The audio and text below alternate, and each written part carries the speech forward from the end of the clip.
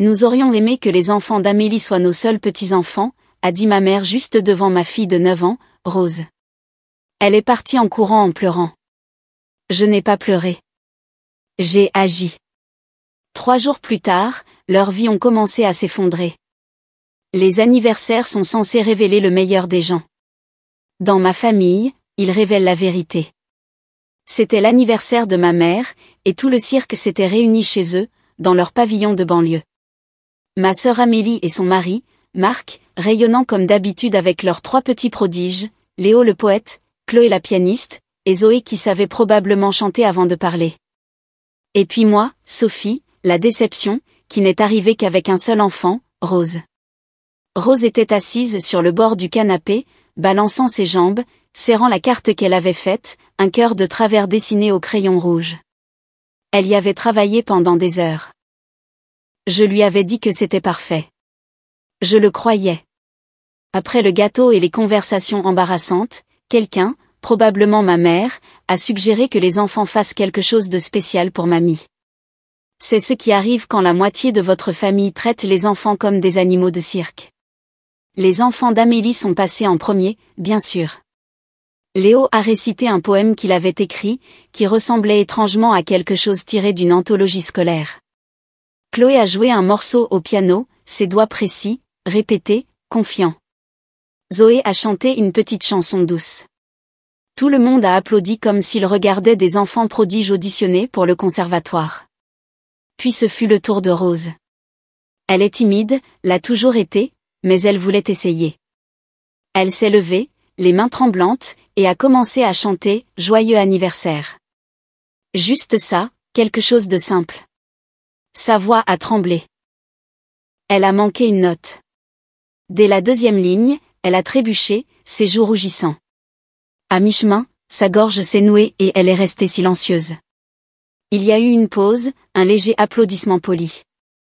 Les enfants d'Amélie ont échangé des regards comme s'ils venaient de gagner une compétition. Rose s'est assise, sa carte toujours serrée dans sa main, ses yeux brillants de larmes non versées. Et puis Léo, toujours à faire le malin, a dit « Je peux en faire une autre, mamie ». Il a récité un autre poème, cette fois sans faute. La pièce s'est de nouveau remplie d'applaudissements chaleureux. C'est là que ma mère l'a dit. Elle a ri, souriant toujours aux enfants d'Amélie et a dit « Parfois, j'aimerais que vous soyez nos seuls petits-enfants ». C'était dit légèrement, comme si c'était amusant. Mon père a acquiescé, les lèvres serrées en une ligne suffisante. Amélie a souri maladroitement, oui. Mais elle n'a pas protesté. Personne ne l'a fait. Le rire s'est estompé seulement lorsque Rose s'est figée. Elle a regardé ma mère, puis moi, et les larmes ont coulé. Elle a filé. Sa chaise a raclé et elle s'est enfuie dans le couloir, sanglotant, ses petites épaules tremblantes. Le silence dans la pièce était assez lourd pour en étouffer. Je me suis levée, mon cœur battait si fort que je pensais que j'allais être malade. Sophie, a dit ma mère, sa voix légère, dédaigneuse. Oh, pour l'amour du ciel, ce n'était qu'une blague. Une blague ? Je n'ai pas répondu. Je ne me faisais pas confiance. J'ai marché dans le couloir, j'ai trouvé Rose recroquevillée sur le sol, serrant sa carte au crayon contre sa poitrine. Ses joues étaient mouillées, tachées, son petit corps tremblant. Je me suis accroupie, les serrées contre moi. Viens, ai-je chuchoté. Ma gorge était serrée. On s'en va. Et c'est tout. Pas de confrontation dramatique, pas de scène, juste moi, ma fille et la porte. Nous sommes passés devant la salle à manger. Les enfants d'Amélie étaient assis raides. Mon père regardait la table, et le sourire de ma mère s'était aigri en quelque chose de cassant. Le gâteau était intact. Personne ne nous a arrêtés. Dehors, l'air était frais. La petite main de Rose a serré la mienne comme si elle s'accrochait à la vie. Dans la voiture, elle s'est blottie contre moi, sa respiration haletante, ses larmes mouillant ma manche. Que dites-vous dans un moment comme ça ? Il ne le pensait pas, il le pensait. Ce n'est pas vrai. Pour elle, c'était vrai. Pour moi, ce n'était qu'une confirmation de tout ce que j'avais su toute ma vie. Alors, j'ai dit la seule chose que je pouvais, tu es tout pour moi. Tu m'entends ? Tout. Elle a hoché la tête contre mon épaule, mais elle n'avait pas l'air convaincue. J'ai démarré la voiture. La voix de ma mère résonnait encore dans ma tête. Légère, insouciante, cruelle. Parfois, j'aimerais que vous soyez nos seuls petits-enfants. Il pensait que c'était une blague. Il pensait que ça passerait. Il n'avait aucune idée. Parce que pour ma fille, ce n'était pas une blague. C'était une blessure. Et pour moi, c'était la goutte d'eau qui faisait déborder le vase. Ils n'en avaient aucune idée encore, mais bientôt leur vie commencerait à s'effondrer. Les gens aiment dire que tous les enfants sont des bénédictions. Mes parents n'ont jamais eu cette information. Je suis née quand ils avaient à peine 18 ans, encore des enfants eux-mêmes. Je n'étais pas prévue. Je n'étais pas voulue. Et même s'ils ne l'ont jamais dit clairement, je l'ai senti dans chaque regard, chaque soupir, chaque blague. Tu nous dois, Sophie. Mon père riait. Nous aurions pu être à l'université si ce n'était pas pour toi. Tu nous as tout coûté, ajoutait ma mère avec un sourire narquois, toujours présenté comme de l'humour, toujours suivi d'un petit rire. Mais je savais, même à 6 ans, je savais que ce n'était pas des blagues. Et puis quelques années plus tard, Amélie est arrivée. L'enfant en or. C'était celle qu'ils avaient choisie, celle qu'ils voulaient quand ils seraient plus âgés, mariés, établis. Elle a eu les ballons, les albums photos et les applaudissements. J'ai eu les vêtements de seconde main des cousins et les culpabilisations. C'était l'histoire de mon enfance. Amélie brillait. Je survivais. Alors, je me suis fait une promesse, si je ne pouvais pas être voulue, je serais incontournable. Dans notre famille, personne n'étudiait. Nous étions de la classe ouvrière de bout en bout. Mais je me suis plongée dans les livres comme si ma vie en dépendait. Parce que c'était le cas. Chaque examen, chaque note, chaque demande de bourse était un échelon pour sortir du gouffre. Et quand j'ai obtenu une bourse complète pour l'école de droit, j'ai pensé que peut-être, juste peut-être, j'avais enfin fait quelque chose digne de fierté. Ils n'avaient pas à payer un sou. Ils étaient soulagés. Un fardeau en moins, j'ai entendu ma mère dire. Imaginez votre enfant qui remporte une bourse et votre première réaction est le soulagement. Vous n'êtes pas responsable. Pourtant, je pensais que peut-être une fois que je serais avocate, une fois que je réussirais, ils me verraient différemment. Car mes parents géraient une entreprise de livraison, juste quelques camionnettes, mais assez de maux de tête pour durer toute une vie. Licence, permis, inspection, des choses qu'ils n'ont jamais bien faites. J'ai grandi en les écoutant râler. Si seulement nous avions un avocat dans la famille, nous serions en sécurité. Alors j'ai décidé, très bien, je serai cet avocat. Je serai celle qui nous sauvera tous. Pendant un certain temps, ça a marché. J'ai obtenu mon diplôme, j'ai trouvé un bon emploi dans un cabinet, j'ai commencé à gagner de l'argent réel. Pour la première fois, je ne me débrouillais plus. J'ai même commencé à leur envoyer de l'argent, 300 € par mois, pour les aider avec l'hypothèque. Pour la première fois de leur vie, ils avaient un enfant qui les payait. Et en ce qui concerne leur entreprise de livraison, j'ai tout nettoyé. J'ai classé leurs documents, discuté avec les inspecteurs, rédigé des réponses aux plaintes des concurrents, tout pro bono, bien sûr. Avant moi, les poursuites étaient constantes. Après moi, le chaos a disparu. Leur petite entreprise a même grandi. Et pour la première fois, j'ai pensé, peut-être que je l'ai enfin fait. Peut-être que j'ai gagné le respect. Puis est venue la promotion, la grande. J'étais au début de la trentaine, célibataire, en passe d'obtenir un poste qui aurait doublé mon salaire. Mes parents étaient extatiques, pratiquement ravis, planifiant combien plus je pourrais les aider. Et puis la vie est arrivée. Je suis tombée enceinte. Pas prévu, pas attendu. Une relation occasionnelle qui n'était jamais censée durer. Il voit Rose parfois, mais il n'est pas vraiment présent. Mes parents m'ont dit de m'en débarrasser. Ne gâche pas ta vie. C'était leur conseil. Mais la seconde où j'ai vu ce test, quelque chose en moi a changé. Pour la première fois, je ne me sentais pas comme une erreur. Je sentais que j'avais un but. Alors, je l'ai gardé. Et Rose a été la meilleure décision que j'ai jamais prise. Mes parents, ils étaient furieux. Tu as encore tout gâché. J'ai renoncé à la promotion. J'ai pris un poste moins bien rémunéré avec des horaires flexibles. J'ai échangé le prestige contre l'équilibre et j'étais heureuse. Je le suis toujours. Mais mes parents ne m'ont jamais pardonné d'avoir choisi l'amour plutôt que l'argent. Maintenant, Rose a 9 ans, douce, timide, toujours en train de dessiner dans son carnet, plus à l'aise avec un crayon qu'un microphone. Elle est mon monde. Et malgré tout, malgré leurs ressentiments, leur pique constante, j'aide toujours mes parents. 300 € par mois pour leur hypothèque, un travail juridique gratuit pour empêcher leur entreprise de s'effondrer. Parce que je pensais, c'est peut-être juste ce qu'une bonne fille fait. Peut-être qu'un jour ils verront. Et puis il y a quelques semaines, tout a changé. J'ai eu une autre offre. Un cabinet d'avocats prestigieux, un salaire élevé, des horaires flexibles. Le genre de poste que j'avais refusé quand j'étais enceinte de Rose. Cela ressemblait au destin, une seconde chance. Et cette fois, je pouvais la prendre. Rose était plus âgée maintenant. Je pouvais équilibrer. J'avais prévu de surprendre mes parents avec la nouvelle le jour de l'anniversaire de ma mère pour leur dire, vous n'avez plus à vous inquiéter. Je m'en occuperai. Vous pouvez prendre votre retraite. Mais avant que je puisse ouvrir la bouche, ma mère a regardé ma fille et a dit qu'elle souhaitait que les enfants d'Amélie soient ses seuls petits-enfants. Et à ce moment-là, toutes les années de sacrifice, toutes les blagues, toutes les dettes que j'avais payées et qui n'étaient jamais les miennes, ça m'a frappé comme un coup de poing.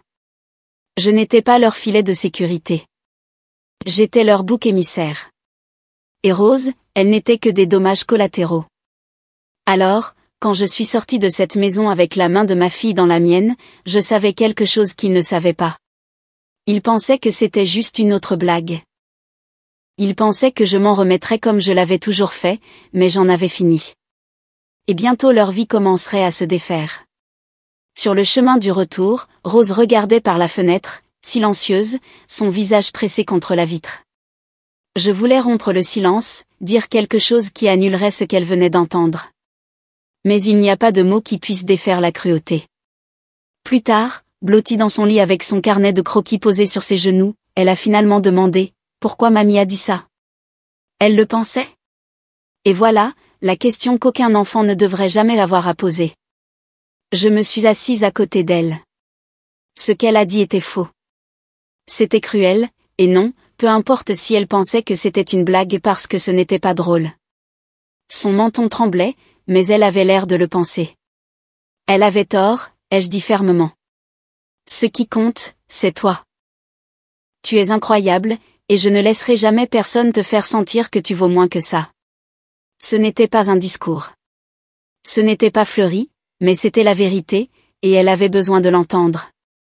Cette nuit-là, une fois Rose endormie, j'ai ouvert mon ordinateur portable et j'ai sorti mon application bancaire. Mon pouce a plané sur le bouton juste un instant avant que je ne le presse. Annuler le virement récurrent. 300 € par mois. Confirmé. C'était presque risiblement facile. Un clic pour effacer des années d'obligation. Des années à essayer d'acheter une affection qui n'était jamais à vendre. Puis j'ai rédigé un dernier message, ne me demandez plus d'aide juridique. Engagez votre propre avocat. J'ai fixé l'écran, j'ai appuyé sur envoyer, et j'ai fermé l'ordinateur portable. Le lendemain matin, mon téléphone a vibré. Maman, on parlera quand tu seras calmée. Papa, ne fais rien de téméraire. Tu le regretteras. J'ai coupé le son du fil de discussion. Le soir, les messages avaient changé. Maman, le renouvellement de la licence est dû. Peux-tu le déposer? Ça te prend 5 minutes. Amélie, salut, peux-tu faire une petite faveur à papa? C'est important. J'ai posé le téléphone face vers le bas. Le silence a duré des jours, ponctué de pings que j'ignorais. Puis le désespoir s'est installé. Papa, si nous manquons cette date limite, nous aurons une amende. S'il te plaît, Sophie. Maman, réponds à ton téléphone. Arrête d'être enfantine. Fais juste les papiers. Enfantine. L'ironie m'a presque fait rire. Je les ai laissés mijoter. Laissez les appels s'accumuler. Les messages vocaux s'empilaient les uns sur les autres. Chacun un peu plus tendu, un peu plus frénétique. Finalement, après 4 jours de silence, j'ai répondu, non pas par un appel, mais par un seul message, engager un avocat. J'en ai fini. 1 heure plus tard, mon téléphone a sonné à nouveau. Je l'ai laissé passer en messagerie vocale, puis encore, puis encore. Au 10e appel, j'ai décroché. Qu'est-ce qui ne va pas chez toi? A claqué ma mère. Tu ne peux pas simplement nous couper les ponts. Je l'ai déjà fait, ai-je dit. La voix de mon père a fait irruption, lourde et indignée. Nous t'avons élevé. Nous t'avons tout donné. J'ai presque ri, un rire sec et amer. Et je vous le rembourse depuis.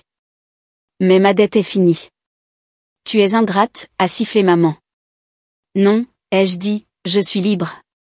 Et j'ai raccroché. Cette nuit-là, Rose était assise à la table de la cuisine, dessinant avec un sérieux que je ne voyais habituellement que lorsqu'elle essayait de perfectionner ses devoirs de mathématiques. Elle m'a poussé le papier timidement.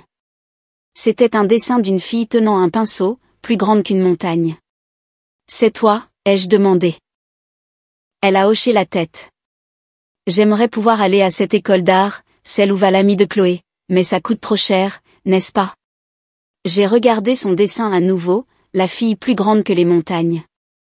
Plus maintenant, ai-je dit. Elle a cligné des yeux. Qu'est-ce que tu veux dire? J'ai souri, le premier vrai sourire que j'ai ressenti depuis des semaines. J'ai trouvé un moyen. Tu vas aller à cette école. Son visage s'est illuminé pour la première fois depuis les mots de ma mère. Rose a souri largement, sans retenue, une joie pure se répandant sur son visage. C'était le regard d'une enfant qui croyait à nouveau. Si vous aviez demandé à mes parents pourquoi j'avais cessé de les aider, ils vous auraient donné une réponse très simple, elle est devenue snob. C'est le mot qu'ils ont utilisé. Je l'ai entendu indirectement par ma tante, qui a appelé un matin, sa voix dégoulinante de fausse inquiétude. Chérie, ta mère dit que tu as changé depuis cette grosse offre d'emploi. Que tu te crois trop bien pour nous maintenant. Trop bien. J'ai presque ri. Cela venait des mêmes personnes qui m'avaient dit que garder Rose était la pire erreur de ma vie. Ils ont omis la partie, ai-je dit froidement, où ils ont dit à Rose qu'ils souhaitaient que les enfants d'Amélie soient leurs seuls petits-enfants. Il y a eu une pause, une longue. Puis ma tante a chuchoté, ils ont dit ça? Oui. Et juste comme ça, la chaîne de commérage a changé. Parce que pendant que mes parents s'efforçaient de raconter l'histoire de la façon dont leur fille ingrate les avait abandonnés pour l'argent et le prestige, je plantais discrètement la vérité. Et la vérité, il s'est avéré, avait des dents plus acérées que n'importe quelle rumeur. Les appels ont commencé. Des cousins que je n'avais pas vus depuis des années. L'un des beaux-parents d'Amélie. Même le frère de mon père, qui se souvenait à peine de mon anniversaire la plupart des années. Pourquoi les as-tu coupés, demandaient-ils tous, leur voix chuchotée comme si nous discutions d'un crime. Alors, je leur ai dit, pas avec colère, pas de façon dramatique. Juste la simple vérité, à l'anniversaire de ma mère, ils ont dit à Rose qu'ils souhaitaient que les enfants d'Amélie soient leurs seuls petits-enfants. Silence, puis l'indignation. Pauvre Rose, a haleté une cousine. Elle n'a que 9 ans. Incroyable, a murmuré une autre. Et juste comme ça, l'histoire soigneusement construite par mes parents de la fille avocate snob a commencé à s'effondrer. Certains parents chuchotaient encore que je devrais pardonner et oublier. Mais la plupart ont commencé à regarder mes parents différemment, et mes parents le savaient. Puis est venu l'appel qui a tout changé. C'était une amie du travail, quelqu'un à qui je m'étais confiée des semaines avant la fête d'anniversaire. Je lui avais parlé de ma nouvelle offre d'emploi, de la façon dont j'avais prévu de surprendre mes parents avec, pour enfin leur dire qu'ils pouvaient prendre leur retraite. Elle semblait hésitante quand j'ai décroché. Sophie, je pense que j'ai peut-être fait une bêtise. Mon estomac s'est serré. Qu'est-ce qui s'est passé? J'ai rencontré tes parents au magasin, a-t-elle dit rapidement. Je pensais qu'ils savaient déjà, alors j'ai demandé ce qu'ils pensaient de la surprise. Ils m'ont regardé comme si j'avais une tête en plus. J'ai dit, tu sais, la promotion, comment tu allais leur dire qu'ils pouvaient enfin se détendre concernant l'argent. Sophie. Ils sont devenus pâles comme des fantômes. J'ai fermé les yeux, l'image claire dans mon esprit. Ma mère serrant son caddie, la bouche de mon père s'affaissant. Tous deux réalisant en un instant ce qu'ils avaient jeté. Ils ne savaient pas, ai-je dit. Non, a dit doucement mon ami. Et la façon dont ils ont regardé, je pense qu'ils ont réalisé ce qu'ils avaient perdu. Et c'est là que le désespoir s'est mis en marche. Les messages qui autrefois exigeaient sont devenus sirupeux. Tu nous manques. Parlons. Ce n'était qu'une blague. Nous ne le pensions pas. La famille fait des erreurs. Nous pouvons arranger ça. Et puis un samedi après-midi, la sonnette a retenti. J'ai ouvert et j'ai trouvé mes parents debout, tenant le gâteau le plus ridicule que j'ai jamais vu.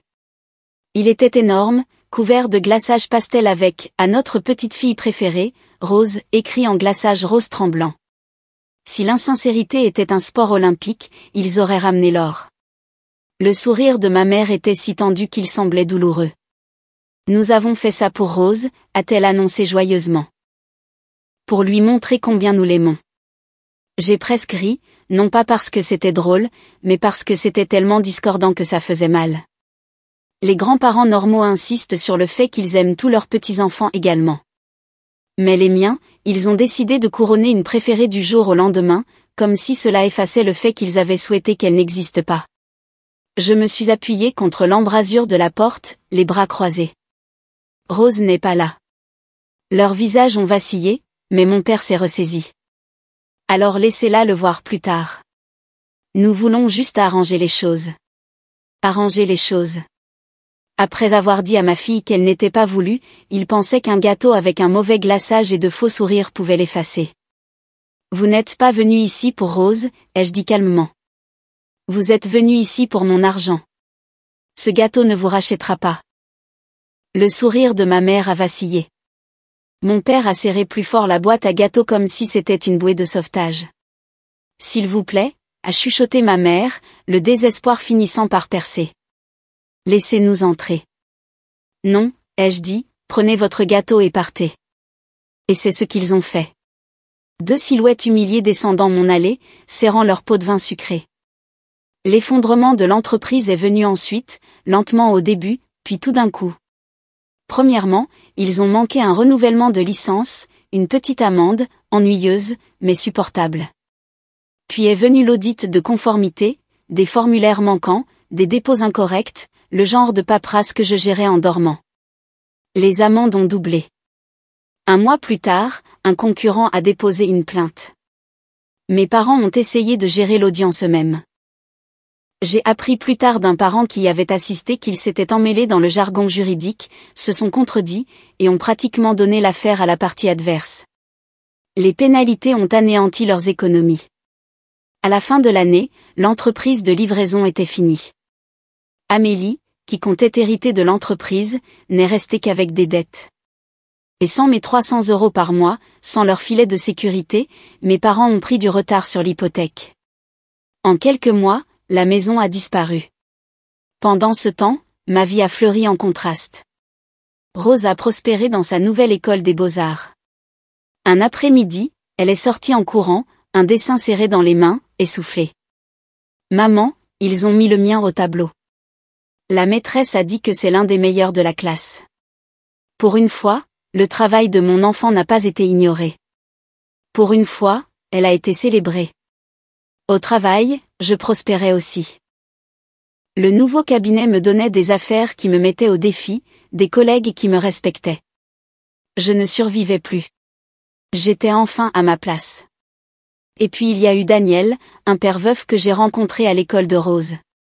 Sa fille aimait aussi dessiner. Et bientôt, les rendez-vous de jeu se sont transformés en conversations, les conversations en dîner. Pour la première fois depuis des années, j'ai ressenti quelque chose que je pensais avoir perdu, la possibilité. Je pensais parfois au gâteau, au regard sur le visage de mes parents quand ils ont réalisé que je ne les laissais pas entrer.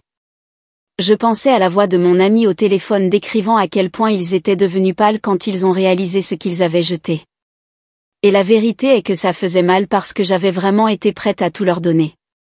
J'avais été prête à prendre soin d'eux pour le reste de leur vie. Mais au lieu de cela, ils ont choisi une blague qui n'était pas une blague. Ils ont joué et ils ont perdu. Pendant que leur vie s'effondrait, la mienne se mettait enfin en place. Ils avaient tout misé sur moi, en étant toujours leur filet de sécurité. Et quand ils m'ont perdu, ils ont tout perdu. 1 an plus tard, Rose est méconnaissable de la fille timide qui s'est un jour emmêlée dans une chanson d'anniversaire. À son école des beaux-arts, ses dessins sont accrochés dans le couloir, et elle parle de couleurs et de coups de pinceau avec le genre de confiance que je rêvais qu'elle ait. La voir entrer dans ce bâtiment chaque matin, la tête haute, vaut plus que chaque centime que j'ai jamais gaspillé pour mes parents. Ma propre vie aussi a changé. Le nouveau cabinet est devenu un foyer. La promotion n'était pas seulement un titre. Elle m'a donné la stabilité, le respect et la liberté de choisir mon propre avenir. Et Daniel, il n'est plus seulement le père veuf que j'ai rencontré à la sortie de l'école. Lui et sa fille Lily ont emménagé avec nous il y a quelques mois. Quand j'étais enfant, j'ai toujours imaginé que j'aurais un jour 2 enfants. Puis la vie est arrivée. Au moment où Rose est née, j'étais célibataire et j'approchais de la quarantaine. Je me suis dit que ce rêve était terminé, qu'elle serait ma seule enfant, et j'étais reconnaissante pour elle. Mais quand même, dans les moments calmes, je pleurais la famille que je pensais ne jamais avoir. Maintenant, d'une manière ou d'une autre, ce vieux rêve est devenu réalité d'une manière inattendue. Rose et Lily, la fille de Daniel, sont comme des sœurs, des chambres côte à côte, couvrant les murs de dessins, se chuchotant la nuit jusqu'à ce qu'elles s'endorment. Et Daniel et moi les élevons ensemble, en équipe. Quant à mes parents, la nouvelle circule. Ils louent maintenant un petit appartement, loin de la maison dont ils se vantaient autrefois. L'entreprise a disparu. L'amertume d'Amélie est légendaire, et les parents qui les défendaient autrefois gardent leur distance. Tout le monde connaît l'histoire. Les grands-parents qui ont dit à un enfant qu'elle n'était pas vraiment voulue. C'est l'héritage qu'ils ont construit. Alors, qu'en pensez-vous? Suis-je allé trop loin ou pas assez? Faites-le moi savoir dans les commentaires.